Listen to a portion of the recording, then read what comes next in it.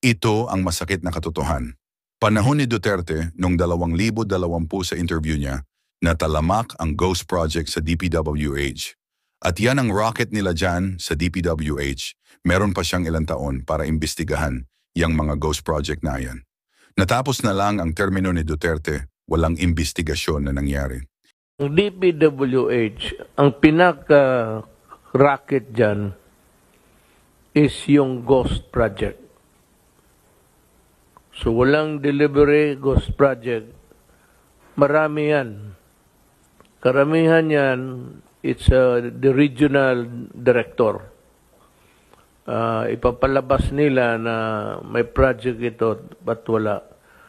Ngayon si President Marcos na ang umaksyon sa corruption dyan sa DPWHO. Bakit nyo pa din siya ang sinisi? Siya na mismo nagbulgar at nagpaimbestiga. Bakit parang mali pa rin si Marcos? Akala ko ba ayaw nyo sa corrupt? Bakit nung ginawa ni Marcos ang tungkulin niya, siya pa ang mali?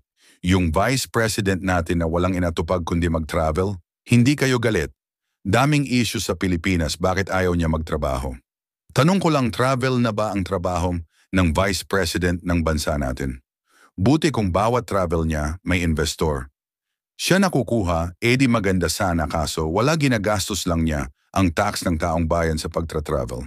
At ito ang malupit, di ba? Alam ni Duterte may corruption sa DPWH, hinayaan lang niya para yung susunod na presidente ang sumalo ng mga problema at sa kanya isisi ang lahat.